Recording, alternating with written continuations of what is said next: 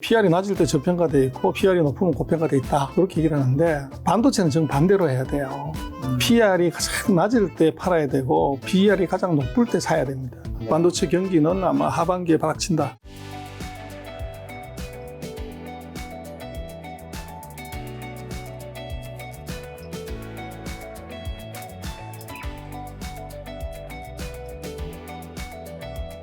워렌 버핏 같은 경우 회장님은 TSMC 지분을 매각했잖아요. 그거는 이제 뭐 중국과 대만의 그런 분쟁을 이제 생각해서 하셨다고 하는데 그렇게 생각하시나요, 소장님도? 저는 뭐 그렇게 안 보는데요. 네.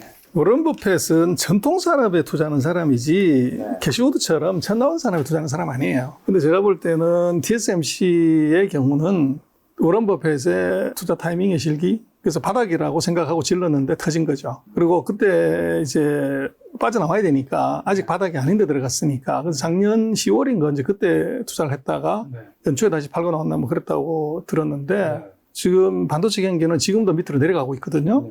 그럼 거의 6개월 이상 먼저 투자를 한 건데 내려가고 있는 상태에서 바닥이 아닌데 투자를 한 거죠.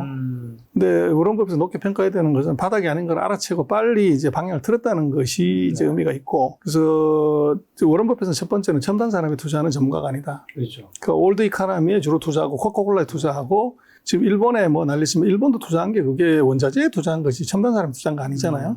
그래서 TSMC는 원래 워런 버핏의 전공 투자가 아니다. 그리고 이 사이클을 잘못 봤다. 네. 그래서 이제 그 칼을 빨리 뺀 거고, 네. 그래서 방향을 빨리 돌린 거지. 그래서 뭐 반도체 산업이 문제가 있거나 또는 대만의 TSMC가 뭐 위치가 흔들리거나 이건 전혀 아니다. 그것은 제가 볼 때는 그 워런 버핏의 투자 타이밍의 그 오류?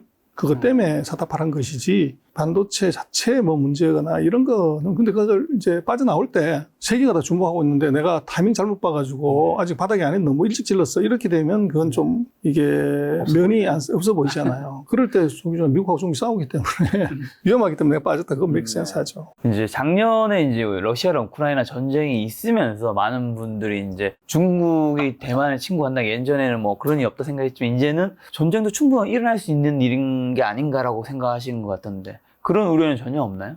대만 침공설이 2024년이다, 5년이다, 6년이다, 네. 7년이다 수없이 많아요. 네. 그래서 제가 책에도 썼지만 그 침공설의 원인자 얘기를 한 사람은 100% 다 미국인이지 중국은 그렇게 얘기한 적이 없어요.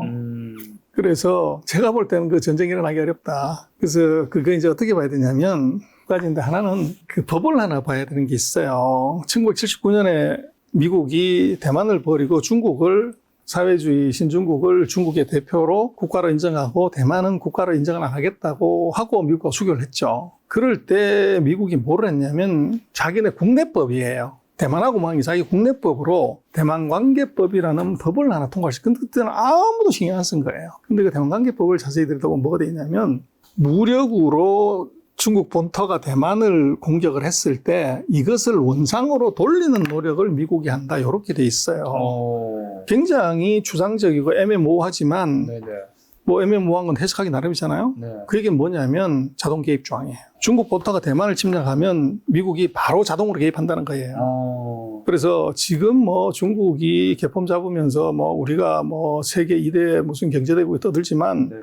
군사력에서는 현재 같은 상황이라고 보면, 객관적으로 평가를 보면 중국이 미국이 한 3분의 1밖에 안 돼요. 압도적이죠, 아직. 그렇죠. 그래서 둘이 붙었다 그러면 누가 이기냐? 그건 물어보 나면 안 하죠. 그렇죠. 그래서 이제 중국의 지도자들은 고전을 많이 읽어요. 네네.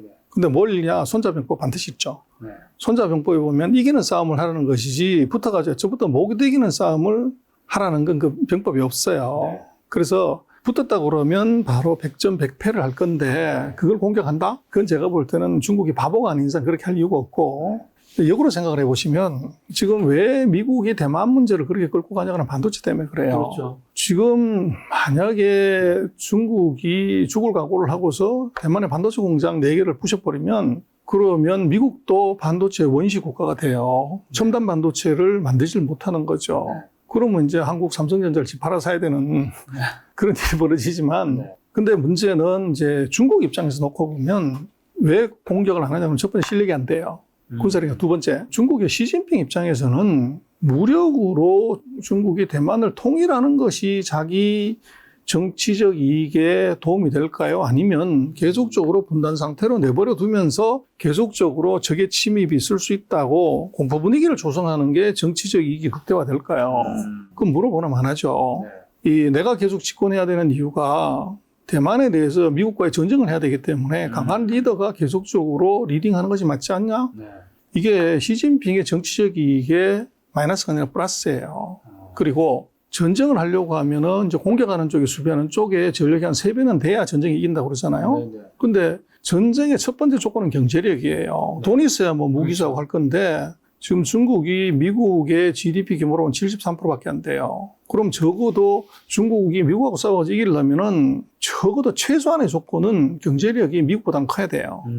근데 지금 예측으로 보면은 뭐 대략 2035년 이내외쯤에 중국 GDP가 미국 GDP를 넘어설 수도 있다는 예측이에요. 그럼 2035년까지는 힘이 없는데 전쟁을 못 한다는 거죠. 그럼 2035년까지는 할 가능성이 대단히 낮고, 그리고 국력이라고 하는 것은 누적의 개념이지 한 번 뭐 GDP가 미국을 넘어갔다고 그래서 중국이 미국을 넘어선 건 아니잖아요. 그래서 그게 우리 예를 들면 저는 그 모 방송국에 여성 연예인들 나와가지고 축구하는 거 열심히 보는데 골 때리는 그녀들인가? 근데 그걸 보면 한 게임 이겼다고 그래서 우승하는 거 아니잖아요. 그렇죠.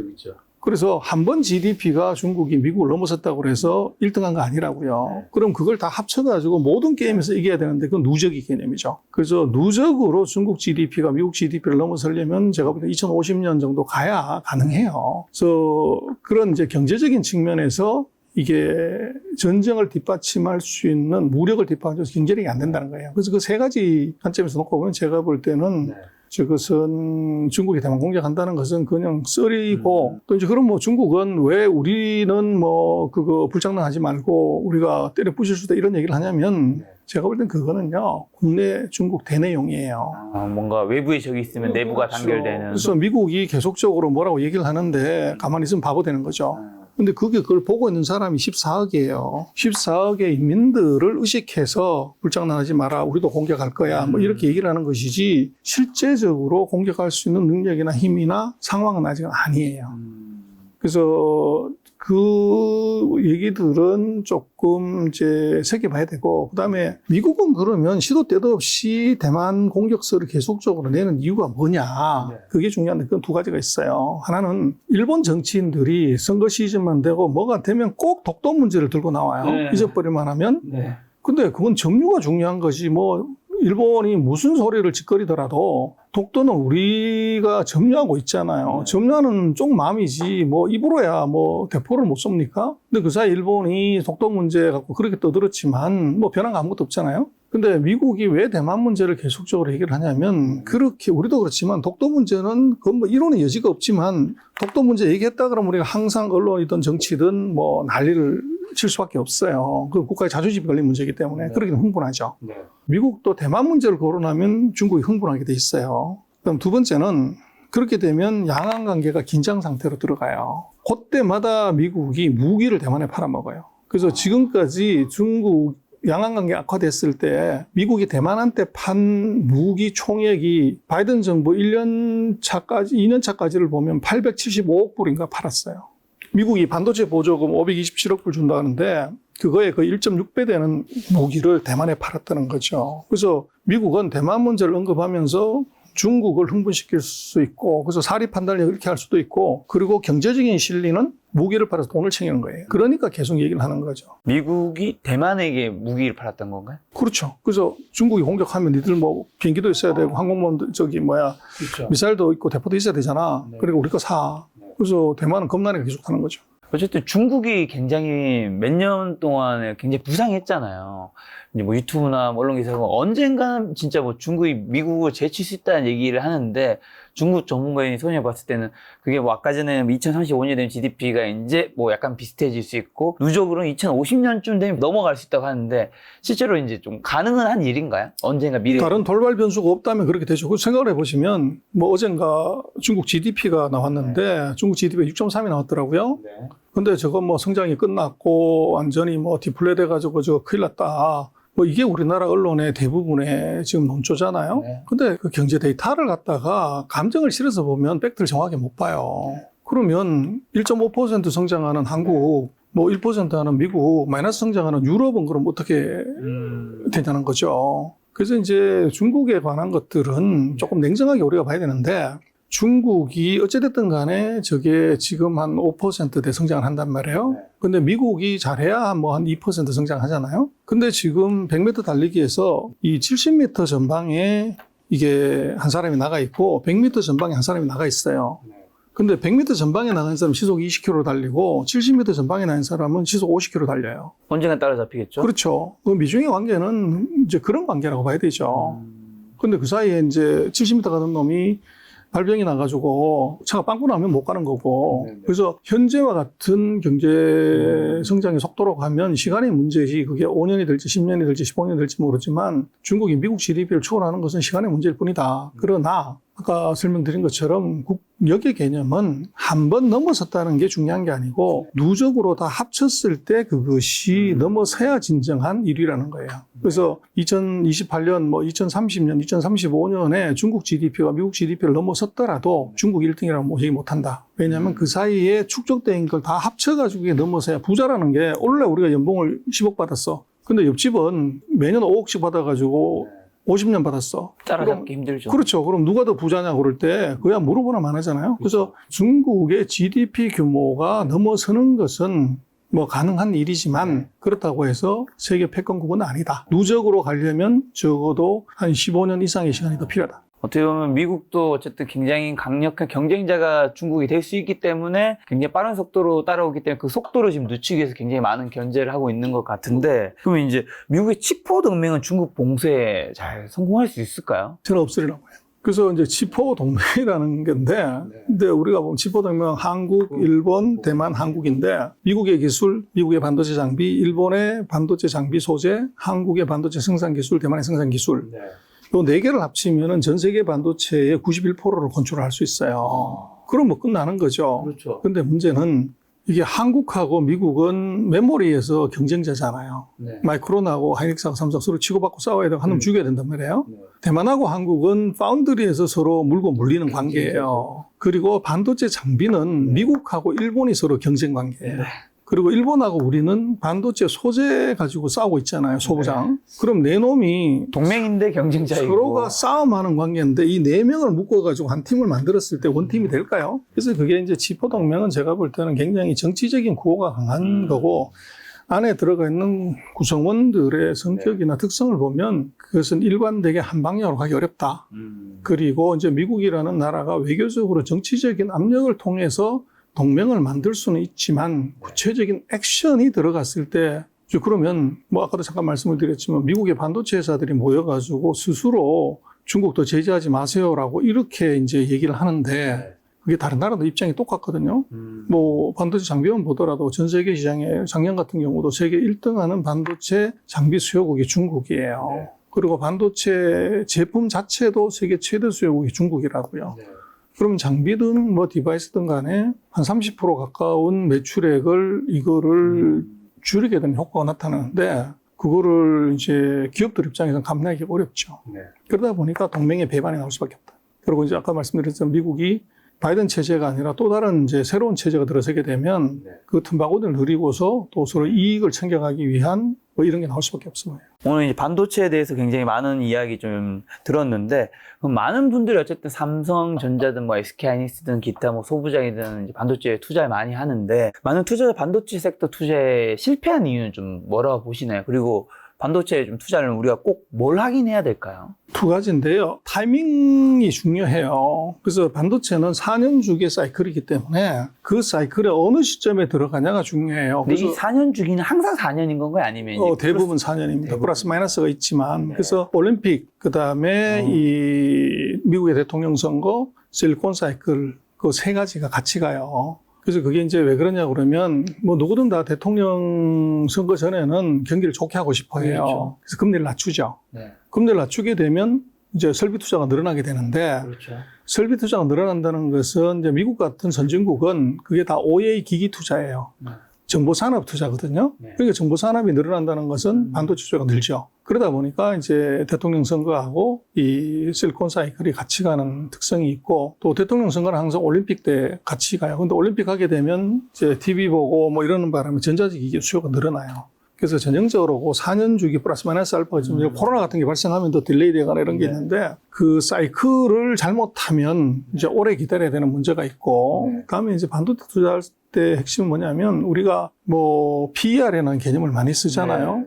뭐 얼마 전까지는 이제 PDR이라는 것도 있었죠. 그 프라이스 드림 레이쇼로 이제 얘기를 했는데, 근데 텍스트북의 재무관리 책에 보면 PER은 투자를 어떻게 하냐, PER이 낮을 때 이거 투자해서 비쌀 때 팔아라. 이게 텍스트북에 나온 얘기죠. 그래서 이게 PR이 낮을 때 저평가돼 있고 PR이 높으면 고평가돼 있다. 그렇게 얘기를 하는데, 반도체는 정반대로 해야 돼요.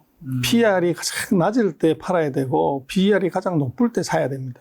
그래서 그게 무슨 이제 귀신 시다나가 몽소리냐는데, 반도체는 경기 픽 끌 때 이익이 제일 많이 나요. 그리고 경기 바닥일 때 거의 적자가 나거든요.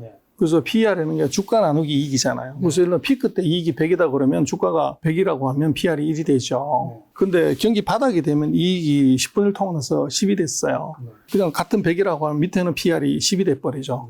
그럼 이론상으로 PER이 낮을 때 사고 PER이 높을 때 팔아라 그러면 꼭지에서 사고 바닥에서 파는 메커니즘이 바로 전통적인 텍스트북에서 투자론에서 얘기하는 대로 하면 반도체에서는 망한다. 반대로 해야 돼요. 그래서 그거를 이제 우리가 좀 달리 봐야 되고, 그리고 이제 반도체는 또 하나가 아까도 말씀을 드렸지만 이제는 이게 국가 간의 전략 무기이자 전략 경쟁이에요. 그래서 폴리틱스를 같이 봐야 됩니다. 정치를. 그래서 그 세 가지를 하고서 봐야지 이익이 얼마나냐, 뭐 증가율이 얼마다, 이걸로 보는 것은 아니에요. 그리고 반도체는 정말로 이제 뭐 주식 투자 어떻게 하냐, 그래 누가 보냐 그러면은 뭐 메뚜기처럼 잘 쫓아다니는 사람이 번다 그러지만, 결국엔 보면 이제 심장에 털이 나고 이제 엉덩이 질긴 사람이 돈 먹는다. 그게 이제 얘기인데, 반도체는 4년마다 업앤다운을 해요. 반드시. 그래서 한번 놓쳤다 그러면 정말 이게 신용 쓰고 돈 빌린 게 아니라고 하면 독하게 4년 기다리면 이건 정말로 다시 리커버를 할 수 있는 산업이 반도체고, 그게 이제 다른 산업하고 좀 다른 점이죠. 반도체는 어떻게 보면 하나의 섹터라기보다는 이제 국가 안보에 굉장히 중요한 자산이 되겠네요. 그러니까 최근 3년간 그렇게 된 거죠. 미중이 반도체 전쟁을 시작하면서. 자, 그러면 이제 반도체 뭐 이제 내년에도 중요하고 뭐 2025년, 26년 중요하겠지만, 좀 하반기만 놓고 봤을 때 개인 투자자분들 좀 어떤 전략으로 시장에 대응해야 하는지 마지막으로 하고 싶으신 말씀이 있다면요? 지금 아까도 말씀드렸지만 이미 주가가 얘기를 해줘서 필라델피아 반도체 지수를 보면 이미 바닥치고 올라가고 있다. 반도체 경기는 아마 하반기에 바닥친다. 그리고 이제 리커버해서 기어 올라갈 타이밍이고, 그래서 반도체는 뭐 그렇게 비관적으로 볼 필요가 없다. 그리고 아까도 말씀을 드렸지만 한국의 대표적인 회사가 몇 조 적자가 났다? 그거는 아까 말씀드렸던 것처럼 지금 반도체 적자는 삼성이 조절할 수 있어요. 감산을 해버리면 바로 가격은 반등하게 되는데, 그렇게 하면 삼성 입장에서는 자기보다 늦게 오는 놈을 이번 참에 완전히 죽일 수 있는 찬스를, 기회를 놓치는 거기 때문에 감산 크게 안 하고 증설을 다 하는 거죠. 그래서 지금 뭐 반도체는 이익이 폭등할 수도 있고 적자가 날 수도 있어. 그러나 그 이익 자체에는 회사가 만무하지 않는다고 하면 이익 자체는 큰 의미가 없다. 오히려 사이클의 타이밍을 보는 게 중요하다. 그렇게 보시면. 반도체 삼성전자 9층에 계신 분들 많이 계실 텐데 나중에 9층은 회복되나요? 그래서 그때 이제 시장을 봐야 되겠죠. 그러나 뭐 과거에 이제 그 삼성전자 사이클을 한번 체크를 해보시면 전고점을 넘어갔는지 못 넘어갔는지 보시면 되죠. 항상 넘어왔으니까 좋게 보시는 것 같네요. 알겠습니다. 다음 시간에도 이제 소장님 모시고 또 이제 반도체와 중국의 경제 상황에 좀 대해서 좀 더 추가로 여쭤보는 시간 가지도록 하겠습니다. 오늘 만난 손님은 전병석 소장님이었습니다. 지금까지 소중한 시간 함께 해주셔서 정말 감사합니다. 네, 고맙습니다. 오늘도 김 작가였습니다. 고생 많으셨습니다. 네.